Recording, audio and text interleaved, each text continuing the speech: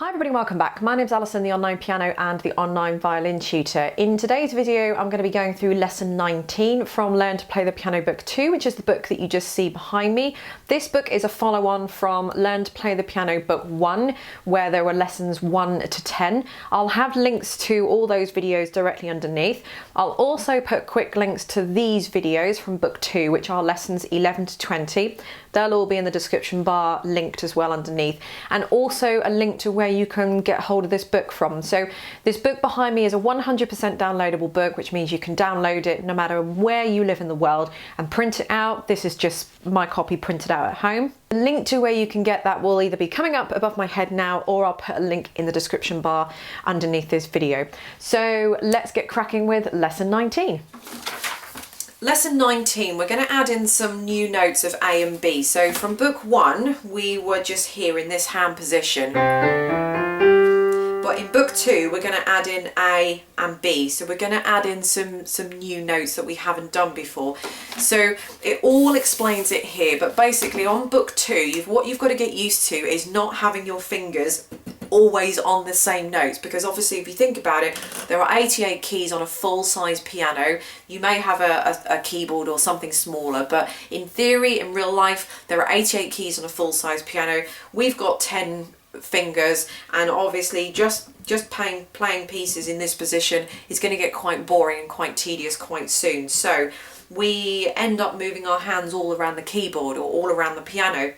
So that means that no one finger is dedicated to one note. If that were true and finger 3 had to always hit this note, what would happen when I was jumping about all over the piano? It just wouldn't work. For book 1, that worked fine because there was lots of other factors that we had to get used to. The keys, the scales, the notes, reading music, the crotchets, quavers, quarter notes, eighth note. There were so many things involved there, so it's easy just to keep it there. But now we're going to be moving around. So on the next few exercises, there are 8 exercises in lesson 19 that I'm going to play for you in just a second.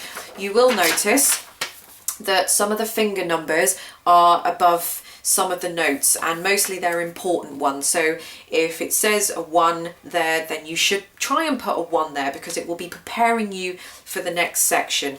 So if you get stuck, there are some finger numbers, so try and use those. But you must just get used to the fact that we're not here anymore. We could be pretty much anywhere. We're not going to be going too far out of this area, but we could be anywhere. And you might end up putting your thumb on an E, for example. You might end up putting a finger 3 on a B. So anything goes, but follow the music and it will tell you. You'll also notice that there are some smaller notes in here as well. Book 1 had the letters written underneath. Book 2, the letters are actually written inside the notes. We'll get on to reading music in book 3, but for now the letters are written in the notes so that you can concentrate on getting your playing up to scratch. Then we can concentrate on reading music a little bit later on. So that's kind of how my process works. I don't focus on reading music straight away because I think it detracts from everything else that you need to learn first and to get your playing up to a good standard. And then we can read music later on. It really doesn't hinder you which way round you do it, but this way round I feel that psychologically you know a little bit more about playing the piano. You might notice that some of the fingering that I put on the notes may be slightly different to the fingering that you've got in here. Don't worry about that. There's more than one way to play these pieces in what fingering you put on the notes. This is just one suggestion that I've put on here. If you find something better, if you find something more comfortable, go ahead and do that. But just make sure that you're doing nice, you're tucking under nicely, and you're not kind of, you're not doing things like that, or you're not kind of, you know, if it feels awkward to do, then it's going to be awkward to do. So don't worry if you see me using some slightly different fingers. There are more options, but obviously I couldn't keep putting lots of options on here because it would be too confusing. So what I'm going to do is go ahead and play all the exercises through for you now. Exercise 1.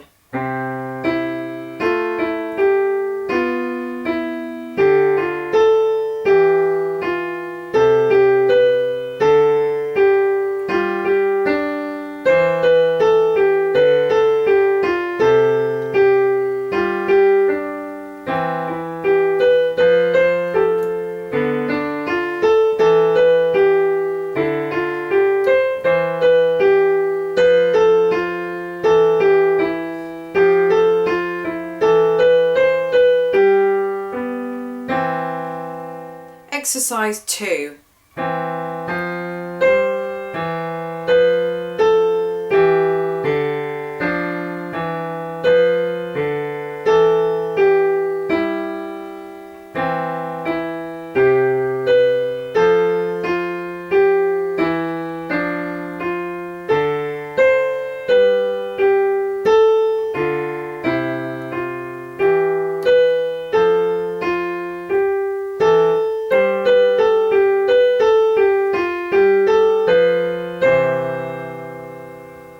Exercise 3.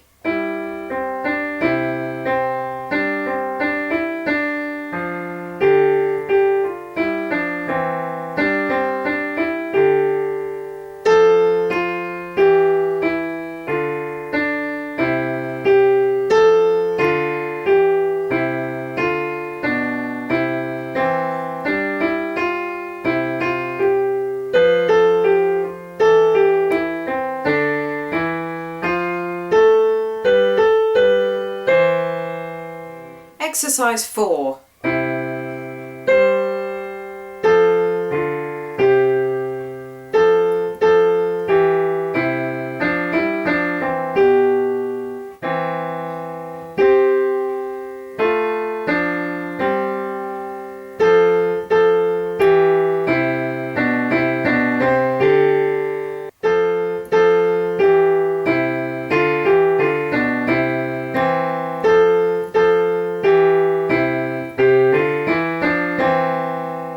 Exercise 5.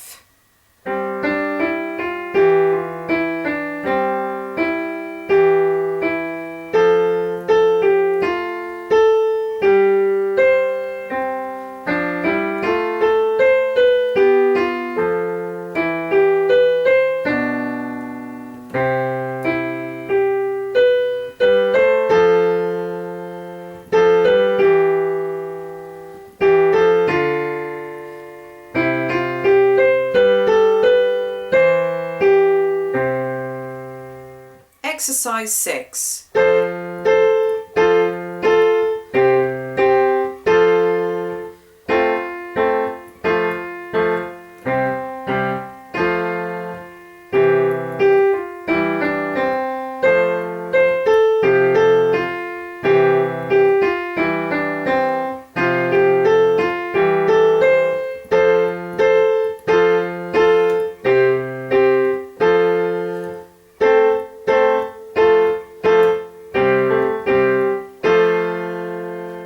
Exercise 7.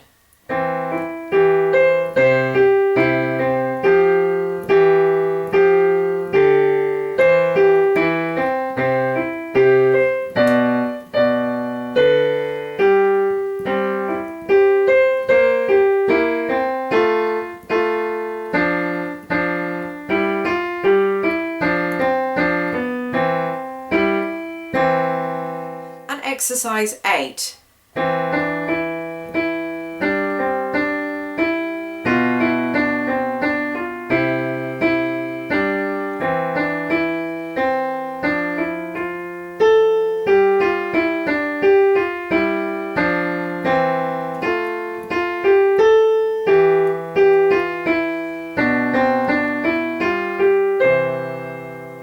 So thank you very much for watching lesson 19. I hope you enjoyed the video. Don't forget all the links to all the previous book videos are going to be linked underneath this video, as are all of these lessons, the entire lot of lessons 11 to 20. They'll all be underneath, as will the link be where you can get the book from. So thank you for watching, and I look forward to seeing you in the final lesson in book 2, which is lesson 20. See you then.